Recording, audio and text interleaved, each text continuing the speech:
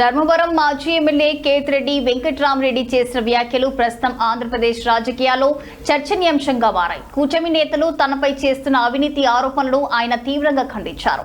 తనపై చేసిన అక్రమాల ఆరోపణలకు సంబంధించి ఎవరైనా ఆధారాలుంటే చూపించాలని, కేవలం రాజకీయ లబ్ధి కోసమే విమర్శలు చేస్తున్నారని మండిపడ్డారు. తాను అధికారంలో ఉన్నప్పుడు ప్రతిరోజు గుడ్ మార్నింగ్ ధర్మవరం వంటి కార్యక్రమాల ద్వారా ప్రజల వద్దకు వెళ్లాలని, ఏదైనా తప్పు చేసి ఉంటే ప్రజలే తనను నిలదీసేవారని గుర్తు చేశారు. ప్రస్తుత కూటమి ప్రభుత్వ ఎమ్మెల్యేలు ఎన్నికల మేనిఫెస్టోలోని సూపర్ 6 పథకాలను అమలు చేస్తామని ప్రజల వద్దకు వెళ్లే ధైర్యం ఉందా అని ఆయన ప్రశ్నించారు. సో జనం దగ్గరికి పోవాలి అంటే గట్స్ ఉండాల.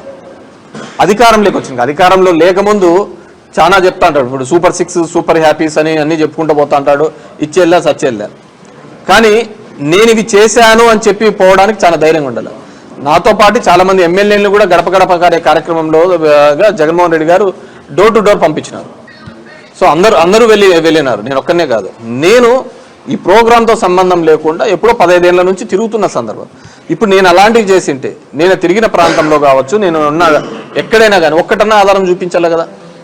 వాళ్ళ చేతిలోనే కదా ప్రభుత్వం ఉంది, ఇంతవరకు ఎందుకు చూపించలేకపోతున్నారు?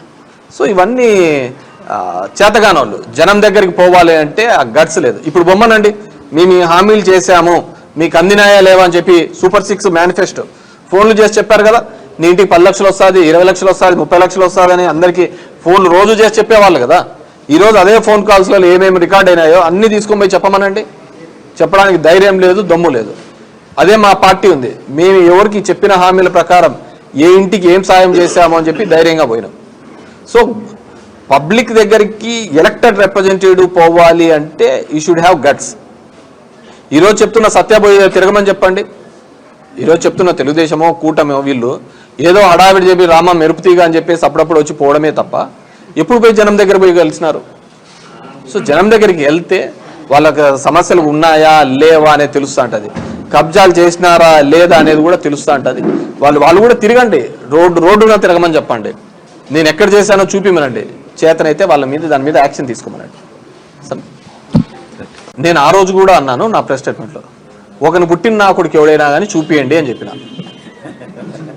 ఒకనికి పుట్టిన నా కొడుకు ఎవడైనా కానీ చూపియండి అన్న. ఇంతవరకు 2 years తర్వాత ఎవరు చూపించలేని పరిస్థితి. ఇది నేను ఈరోజు మొదలు పెట్టినది కదా, ఎప్పుడో 15 ఏళ్ల నుంచి మొదలు పెడుతుంది. సరే, ఇప్పుడు సోషల్ మీడియా జమానా ఇవన్నీ వచ్చిన తర్వాత దానికి మరింతగా జనాలకు తెలిసింది. ఒక ఎమ్మెల్యే అనే అతను జనం దగ్గరికి, నేను ఈరోజు కాదు ఎప్పటి నుంచో